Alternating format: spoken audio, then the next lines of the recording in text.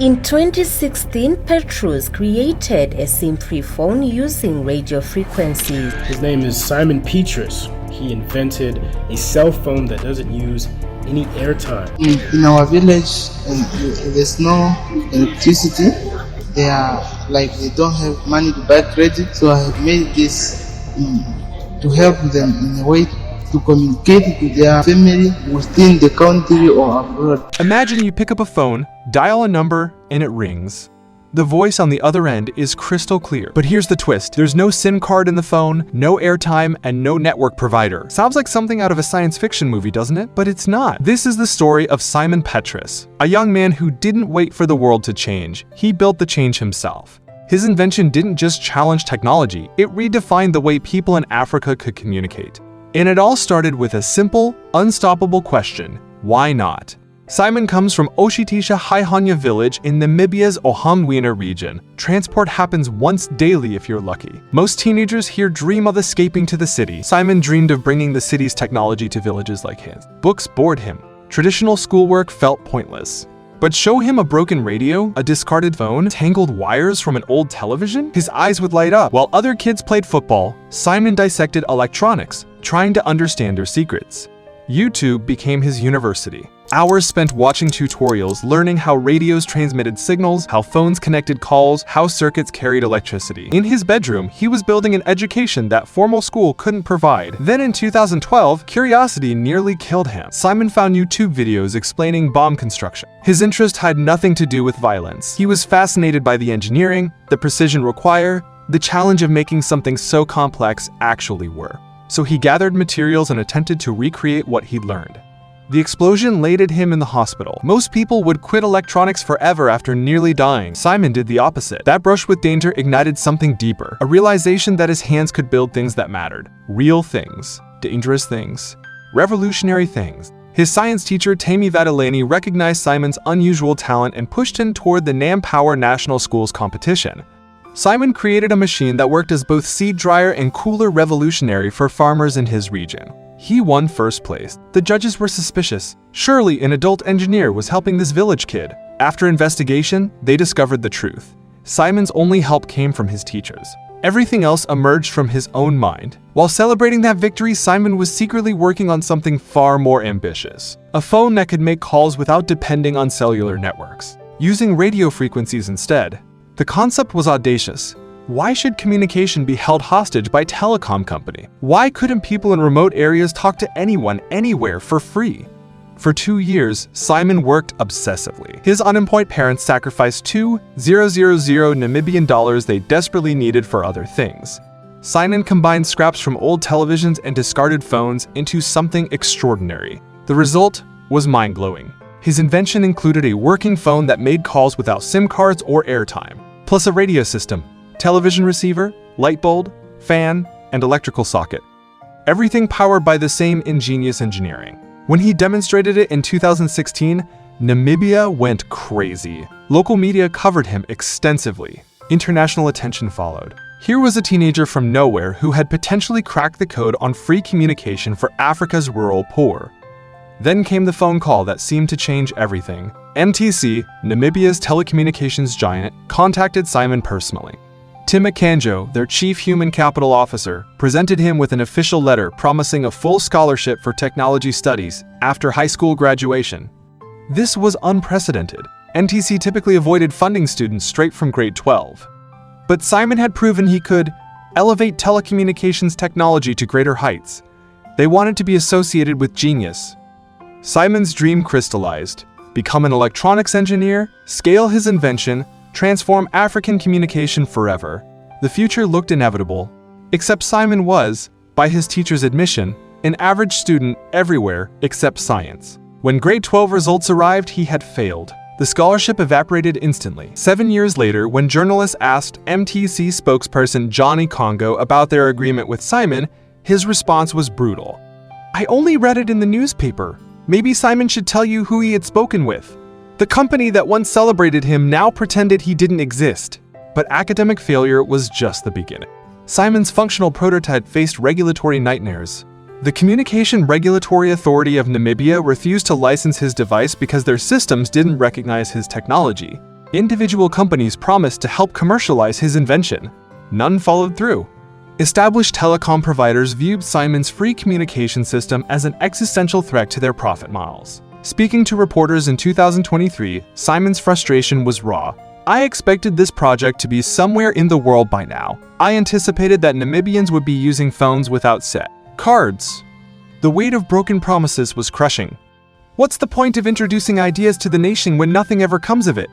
Maybe I should just keep inventing quietly, doing whatever I want on my own terms. When Cram was asked about Simon's situation, CEO Amelia Njikembua revealed part of the problem. Cran has not received any application for radio frequency certification from Mr. Simon Petrus. Here was the tragedy in microcosm. A brilliant young inventor created revolutionary technology but lacked knowledge to navigate regulatory bureaucracy. The system that should have guided him instead created barriers designed to exclude people like him. Yet Simon refused to abandon Africa. Asked if he'd take his talents overseas, his response revealed both loyalty and painful awareness. "Since childhood, I dreamed of inventing something that would stay in Africa until recognized worldwide. I prefer Africa, but I've seen too many African inventors disappear after sharing their ideas with the world." Simon's struggle represents something much bigger. Africa produces brilliant innovators constantly. Namibia alone has generated remarkable inventions. Gerson Magdandu created the social networking platform Namhook.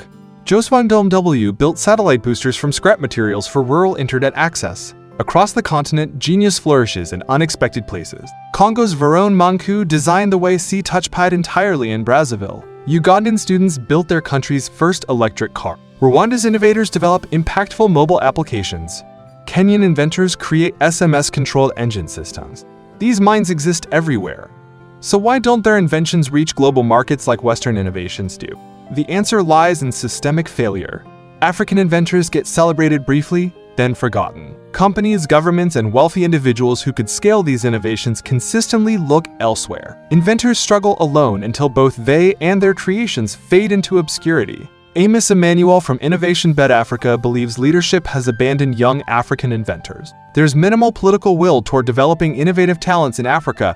We could lose our most promising innovators to the global north without support. Western countries built their economies on technology and science.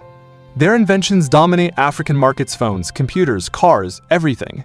This strengthens Western economies while Africa remains primarily a consumer market. Meanwhile, African leaders continue seeking solutions from outside the continent instead of nurturing homegrown talent. It's a poverty of mindset that may be the worst poverty of all. But Simon Petrus embodies something different. In September 2023, 7 years after his initial breakthrough, Simon graduated from Windhoek Vocational Training Center with an electronics engineering degree. The irony was perfect. Failing grade 12 led him to practical education that better served his goals. His education was ultimately funded by the Sam Nujoma Foundation and Irango Mine, after founding president Sam Nujoma learned about Simon's invention through media coverage.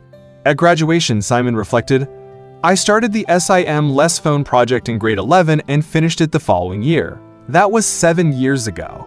His device serves as a network booster for rural areas with poor cell signal and has potential for much greater impact. Currently unemployed, Simon survives by doing basic electronic repairs. But his ambitions have evolved. "I have grander projects in the works that will exceed what I did in 2016. His critique of the system has sharpened. Governments support young innovators formally, but they don't help us take inventions to new heights. Yet Simon remains optimistic about collaboration with other young Africans. What we use now will likely disappear within years. We must prepare ourselves with required abilities.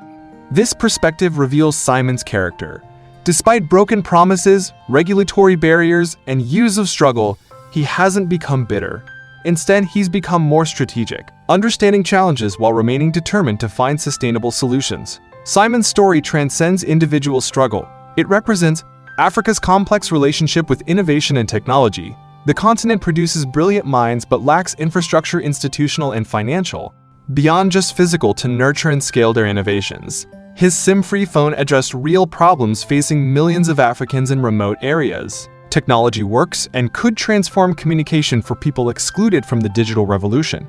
But bringing solutions to market requires regulatory support, financial backing, manufacturing capabilities, and distribution networks. It requires systems that value homegrown solutions and willingly challenge existing business models profiting from scarcity and exclusion. Simon's experience could discourage other potential inventors. When young Africans see what happened to someone so talented and determined, they might reasonably conclude the system excludes people like them. But there's another interpretation. Despite everything, Simon persisted. He completed his education, continues innovating, and remains committed to developing African solutions in Africa. He represents a generation refusing to accept that innovation must come from elsewhere. At 29, with formal engineering credentials and deep understanding of both technical and systemic challenges, Simon may be better positioned than ever to make a lasting impact. His story challenges how we think about innovation support.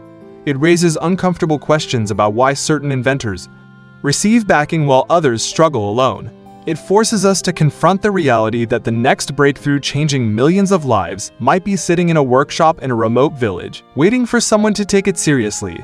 Simon Petrus built a phone that works without SIM cards. More importantly, he built hope that Africa's young inventors can create solutions to Africa's challenges and that the next generation won't repeat his struggles. Whether that hope becomes reality depends on all of us with power to support, invest in, and advocate for African innovation. The technology exists. The talent is there. What's missing is the will to bridge the gap between innovation and implementation. The silly boy from OshitishaHaihonya village who once nearly died building bombs has become a symbol of African innovation's potential and its challenges. His journey continues, carrying the possibility that his next invention might finally break through barriers keeping African innovation in the shadows. As Simon said recently, "If I can find a person or company truly interested in my idea, I can take it far." The question is, who will be brave enough to bet on the quiet genius from Namibia who refuses to give up?